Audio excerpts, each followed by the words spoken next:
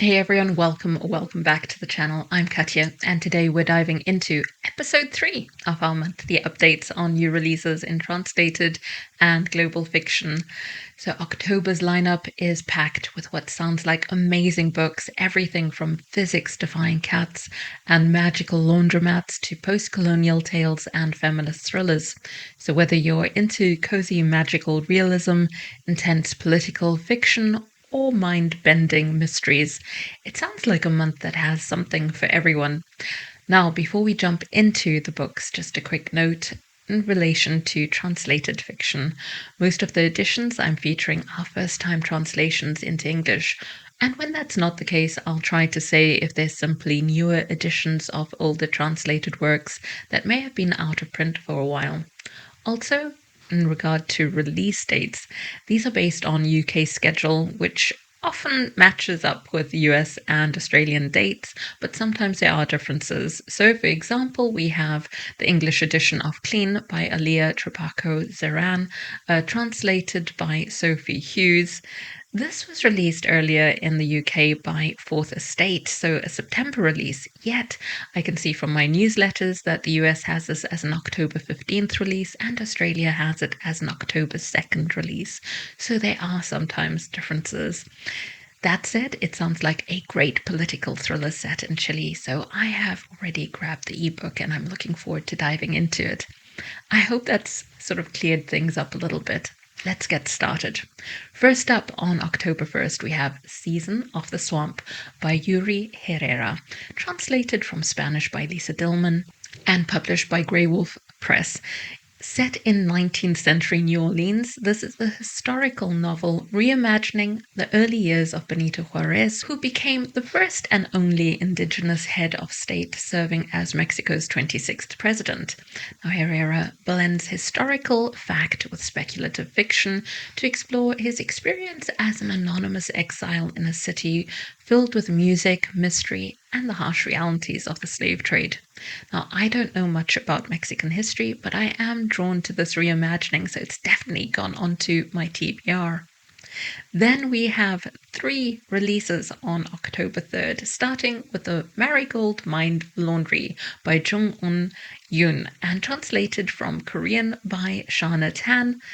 A magical realism novel set in a laundromat that washes away people's painful memories. 5 vignettes, 5 individuals seeking solace from the laundromat owner, but true healing comes from within. And as you know, when I interviewed Shana Tan, I mentioned her translations are auto-buys for me. So do check out my reviews of the book that I absolutely adored last year, Welcome to the Hyunamdong Bookshop, and this year, Yeonam-dong's Smiley Laundromat. So I'm curious if the Marigold Mind Laundry will top those. Then we go on to A Simple Intervention by Yael Inokai, translated from German by Marielle Sutherland. It's a dystopian novel, imagining a world where a new surgical procedure promises to free women from psychological disorders. Merit, a nurse who is proud of her role in these procedures, falls in love with another nurse and soon begins to question the system. It's said by critics to have echoes of Margaret Atwood and Kazuo Ishiguro. A Simple Intervention does sound like a thought-provoking exploration of medical ethics, power dynamics, and seems to be one for dystopian fiction fans who are especially into queer feminist fiction. Then, sticking with October 3rd, we can expect something cozy in The Restaurant of Lost Recipes by Hisashi Kashiwai, and translated by Jessie Kirkwood. This is a follow-up to the Kamogawa Food Detectives, which I really enjoyed. And if you're not new here, you'll know I enjoyed that it was something that's like a palate cleanser for heavier books. Really easy to read. I think it could be a bit slow for some people, but I enjoyed it. It doesn't go a lot of places. It does cover a lot of food geographically, but they don't necessarily travel in these books, which I think is a downside for some readers.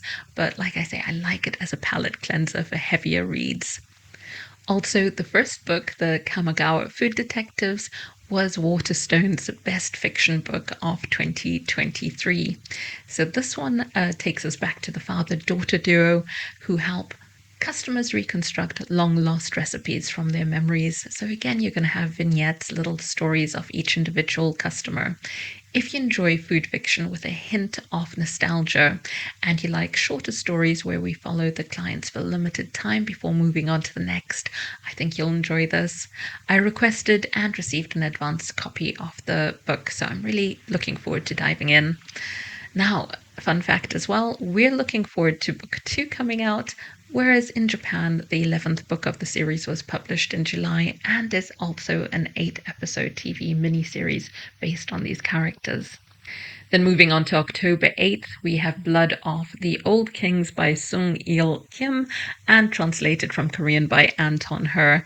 This is an epic fantasy kicking off a gripping adventure of 3 strangers who are journeying through a vast empire powered by the corpses of dead sorcerers. So it's got a great rating in Korea and hopefully in English I'll enjoy this. It's said to be an empire that claims to bring peace, but Loran, Kane, and Ariane each have their reasons to rebel against the lie. With dragons, necromancers, and intricate political intrigue, it does sound perfect for fantasy fans who love complex worlds and characters. I'm also looking forward to Anton Her's translation, as he's always been good at capturing depth in Korean fiction. So yeah, I'm looking forward to that as a fantasy fan. Now on October 10th, we have loads of books releasing, and the first one is for cat lovers, Invisible Kitties by Yu Yo, and translated by Jeremy Tiang, published by Fourth Estate, a whimsical debut following a young couple whose lives are upended by their mischievous, physics-defying cat, and complemented by the author's own illustrations. It sounds like a celebration of life and the joys that come with having feline companions. So I think it's definitely one for the cozy fiction and cat-loving crowd. Then we have The Mortal and Immortal Life of the Girl from Milan by Domenico Starnone and translated from Italian by Una Stransky. This novel follows a child fascinated by a black-haired girl who he watches from a window, a girl who dances with a reckless energy that captivates him, blending childhood imagination, tales from his grandmother, and the discovery of love and death. It is said to be a novel that beautifully portrays the ending of childhood, and Starnone's writing is described as being irresistibly charming. So I'm really excited to see how well this translation captures the magic of a bestseller in Italy. Next we have There's a Monster Behind the Door by Gaelle, Belem, and translated from French by Karen Fleetwood. And Laetitia Saint-Loubert. Set in 1980s Réunion, this novel paints a vibrant yet unsettling picture of island life, where hidden monsters lurk behind the surface waiting to pounce. The story follows the DeSantis family, whose attempts at happiness crumble, much like the rotting oranges in their front yard. Amid the violence, poverty, and intergenerational trauma of post-colonial Réunion, we have the main character, their daughter, who shines with an irrepressible zest for life and seeks solace in books and develops a deep love for words, determined to write her own story despite the chaos around her. Now, Belem is said to combine clear-eyed humor with vivid descriptions of a world of extremes, making this sound like a captivating, emotional read that could be perfect for lovers of literary fiction that delves into complex social issues. Also out on the 10th is The Widow by Helena Flood, and this is a psychological domestic thriller and the third installment in Flood's acclaimed trilogy of standalones that are linked. Continuing her exploration of paranoia and suspense, we follow Evie, whose husband Erling has died unexpectedly from a heart attack while riding his bike. Yet the circumstances surrounding his death are anything but clear. No traces of his medication were found in his body, suggesting foul play. It sounds like a chilling narrative that keeps readers questioning what is real and what is imagined. So it might be one for fans of Scandi, crime, and psychological thrillers who enjoy twist-filled stories filled with fear and mistrust. Then we have Suggested in the Stars by Yuko Kawada, and this is translated from Japanese by Margaret Mitsutani. The second installment in Tawada's trilogy, following the well-received Scattered All Over the Earth and set in a dystopian future where climate change has caused entire countries to vanish. The sequel continues the adventures of Hiruko and her band of misfit friends as they travel across Europe in search of identity, companionship, and a language that speaks to them all. So it's said to have a blend of playful, surreal storytelling with poignant reflections on global displacement, making it a thought-provoking read, ideal for fans of speculative fiction with a literary twist. That said, I did try to read the first book in the trilogy and found it such slow going, so I paused it. But if you've read book number 1, let me know if it's time for me to bump it up my TBR and get back into this trilogy. It's definitely going onto my longer list for reading in 2025, but for this year, it just didn't work for me. Now hitting the shelves on October 15th is Run with the Wind by Shion Miura and translated from Japanese by Yui Kajita. Originally published in 2006, it's a bestseller in Japan, a heartwarming story about a group of university students who come together to pursue the seemingly impossible goal of competing in a legendary marathon relay. It's a tale of friendship, perseverance, and self-discovery set against the backdrop of Tokyo. So inspiring underdog stories, definitely count me in. I've got that on my reading list. Coming on October 17th is A Trunk by Kim Roy-rong, and I'm sure I'm saying that name wrong, so do let me know in the comments how to pronounce it. Translated from Korean by The Collab and published by Doubleday. It is soon to be a Netflix series starring Gong Yoo and Seo Hyun-jin.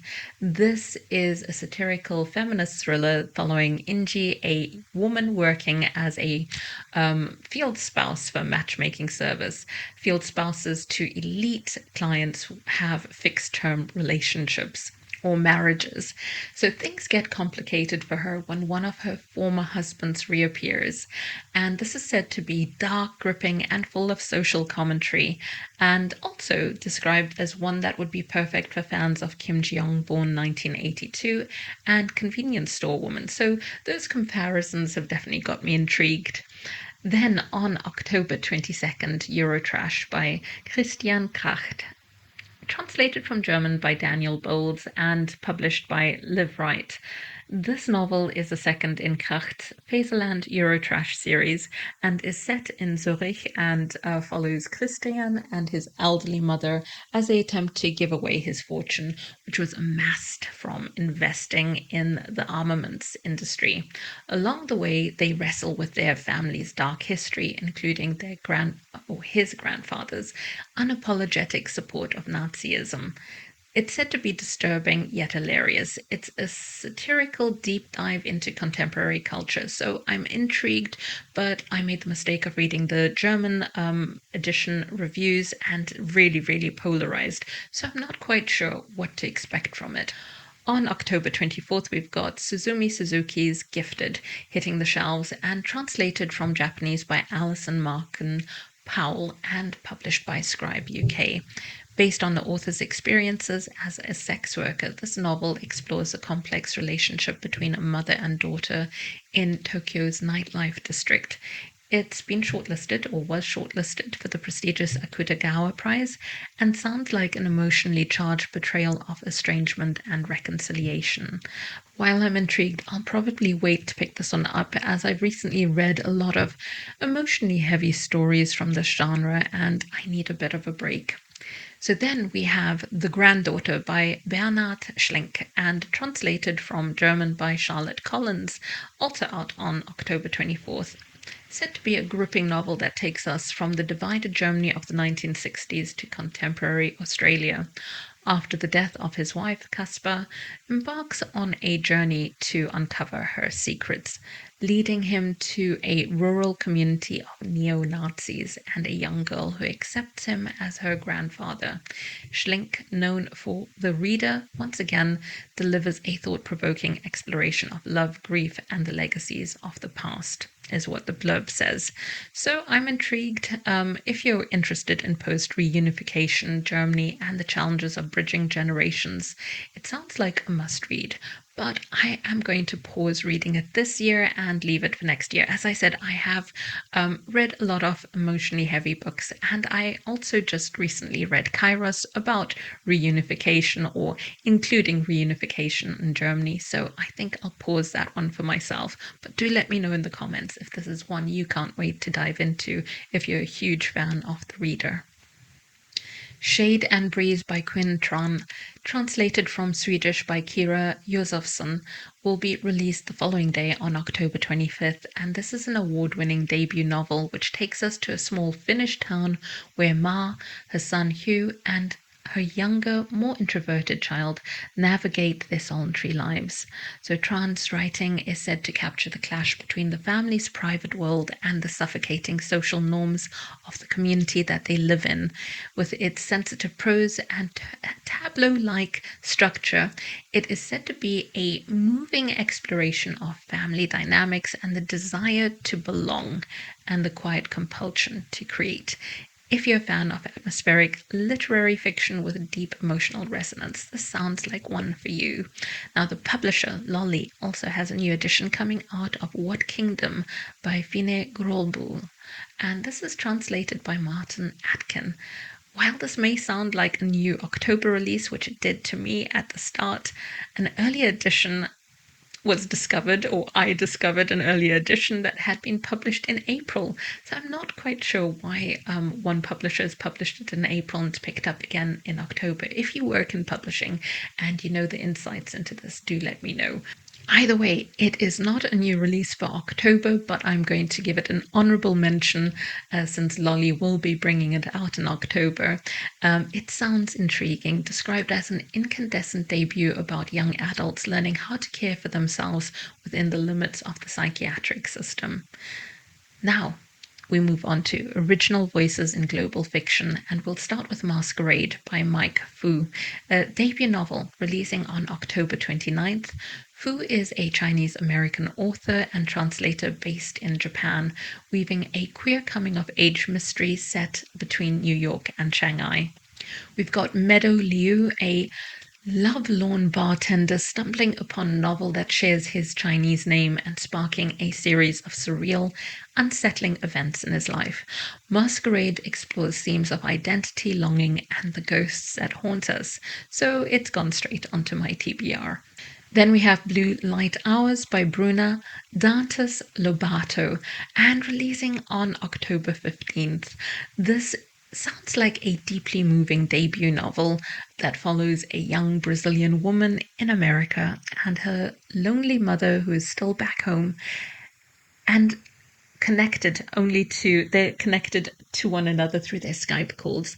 So it's been expanded from a short story originally published in the New Yorker, and Blue Light Hours explores themes of distance, familial bonds, and the sacrifices that come from leaving home.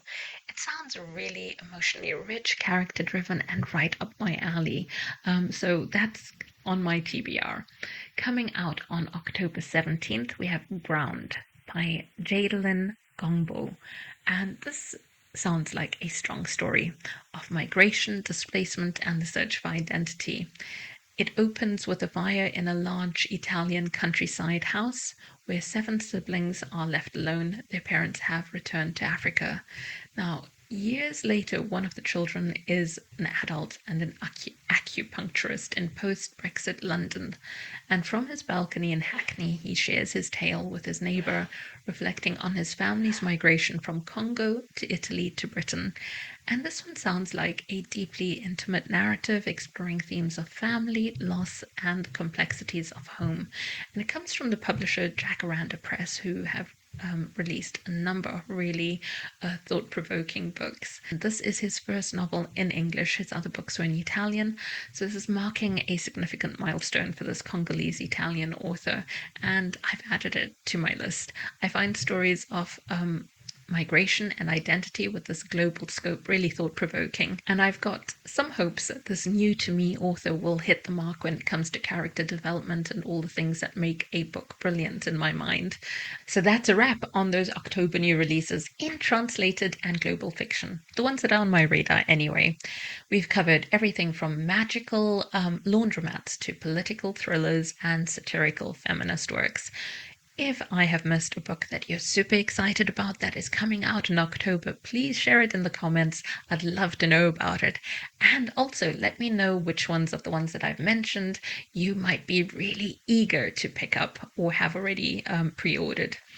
If I've mispronounced your favorite author's name or book title, please correct me and I'll do my best to get it right the next time.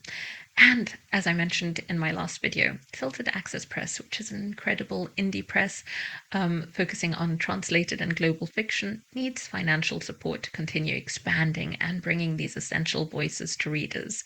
So do check out their crowdfunder and consider supporting them, but no pressure. I know things are financially tough for many of us, including myself. So yeah, only if you can. Thanks for tuning in today. I appreciate the support. If you're new here and enjoyed hearing about these new releases, remember to like, subscribe, and hit the notification bell for more global literature recommendations. See you in the next one, and happy reading.